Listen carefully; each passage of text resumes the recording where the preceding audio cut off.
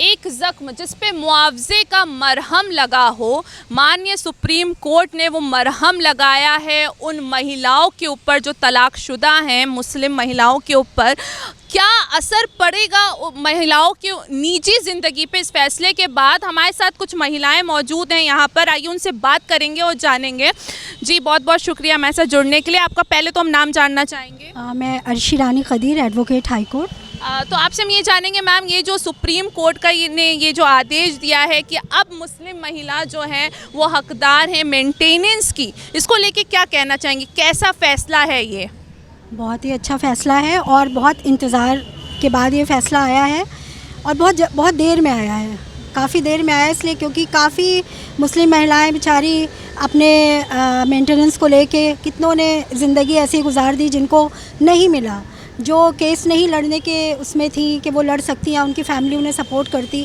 मगर उसके बाद अगर अब ये फ़ैसला आया है तो बहुत से लोगों को वाकई बहुत फ़ायदा मिलने वाला है। और जजमेंट में साफ ये चीज़ मेंशन हुई है कि ये कोई चैरिटी नहीं है।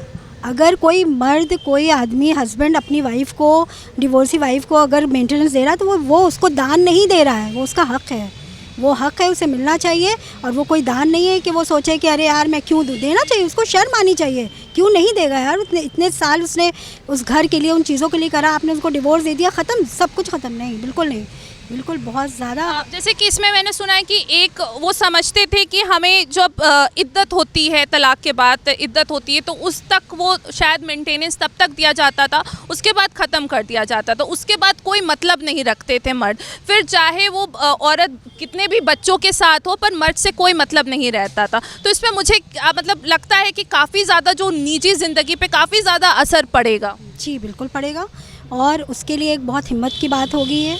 और रही बच्चों की बात या उसके हिसाब से इस्लाम में भी ये चीज़ है, भाई इस्लाम में भी ये चीज़ कहा गया है कि ख़र्चा देना है शौहर को, चाहे डिवोर्स हुआ हो या ना हुआ हो तो भी उसे देना है ख़र्चा। बीवी का हक़ है ख़र्चा लेने का और वो उसके लिए शर्मिंदा नहीं है, वो बिल्कुल लेगी, वो उसका हक़ है, ना वो उसको किसी तरीके से कोई उसके ऊपर रहम खा के या भीख खा के दी जाएगी। क्या कहना है मैम आपका? आपका नाम जानना चाहेंगे हम? My name is Shabina, advocate Allahabad high court. क्या कहना है आपका इस पर? ये एक स्वागत योग्य ये डिसीज़न है और women must be protected unless they don't get remarry, तब तक उनको ये, इसके पहले भी इसमें 125 का provision Muslim women protection on right on divorce act में ये है कि अगर वो चाहें तो 125 से वो गवर्न हो सकती हैं और उसके तहत maintenance beyond the iddat period भी ले सकती हैं।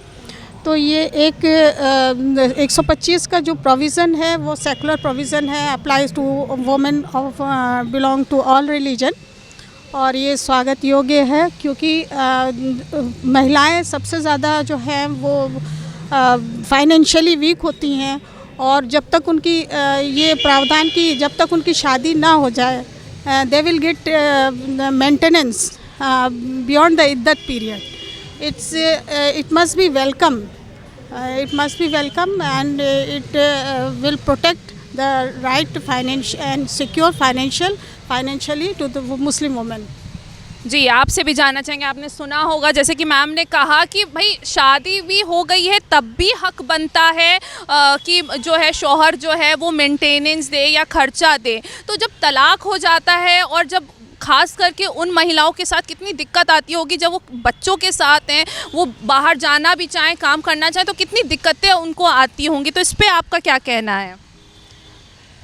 पहली बात तो मैं ये कहना चाहूँगी कि सुप्रीम कोर्ट का जो फ़ैसला आया, देर से आया, काफ़ी इंतज़ार के बाद आया, लेकिन ये फ़ैसला बहुत अच्छा है और जो भी महिलाएं हैं उसका खुले दिल से इस्तकबाल करती हैं, स्वागत करती हैं। और अगर शादीशुदा महिलाओं की बात करें तो अगर तलाक नहीं भी हुआ है तब भी 125 CRPC के तहत उनके पास प्रोविज़न था कि वो मेंटेनेंस ले सकती थी अगर अपने हस्बैंड से वो अलग रह रही थी।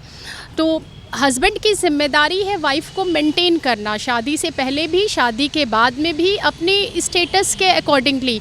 और अभी जैसा सुप्रीम कोर्ट का फैसला आया है कि शादी के बाद अगर तलाक हो जाता है तब भी वो अपनी वाइफ को मेंटेनेंस देंगे, तो ये बहुत अच्छा फ़ैसला है। और आज के समाज को देखते हुए, क्योंकि महिलाओं को बहुत दिक्कत उठानी पड़ती है, अगर एक शौहर अपनी वाइफ को छोड़ देता है उसके बाद में उसके लिए अपने बच्चों की परवरिश करना बहुत मुश्किल हो जाता है। तो और बच्चे की परवरिश में एजुकेशन भी आता है, तो एक जो छोटा सा अमाउंट मिलेगा उनकी अगर हम लेके चलें कि उनके लिए ये काफ़ी अच्छा होगा, क्योंकि परिवार से महिलाओं को बिल्कुल सपोर्ट नहीं आता। तलाक के बाद महिलाओं को एक बोझ की तरीके समझा जाता है, उनकी जिम्मेदारी कोई लेना नहीं चाहता। तो ये बहुत अच्छा फ़ैसला है और जिसका मेरे ख्याल से सभी को स्वागत करना चाहिए। मेरे ख्याल से कि एक चीज़ और है, वुमेन प्रोटेक्शन राइट के तहत है कि मोदी जी ने जो 2029 में रिजर्वेशन तब तक के लिए पेंडिंग रखा है, इस जजमेंट के साथ ही financially they must be secure by enforcing that act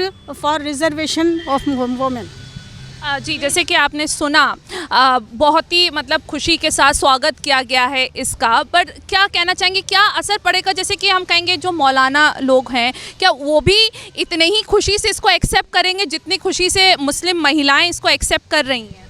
जो कॉन्सेप्ट 125 का है that is surely a secular one, वो सबके लिए होना चाहिए। बट मैं यहाँ पे एक चीज़ मैम के विद ड्यू रिस्पेक्ट मैं इस पे ये कहना चाहूँगी कि हमारा शरिया जो कानून बताता है हमें, वो बेसिकली ये है कि वो कहता है इद्दत पीरियड तक हम देंगे, बट वो बहुत लेटर स्टेज है। पहले हम बात करें जो हमारा राइट है, हम राइट की बात यहाँ पे कर रहे हैं जब डाइवोर्स हो रहा है।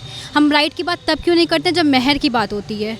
मेहर अगर हमारे इस्लाम में कॉन्सेप्ट दिया गया है मेहर का, वो इसीलिए दिया गया है ताकि आप अपने आप को स्ट्रॉन्ग बना सके। वो आपको प्रिविलेज पहले दे जा चुकी है। हम क्यों जो है 10,000 या कम अमाउंट क्यों बनाते हैं?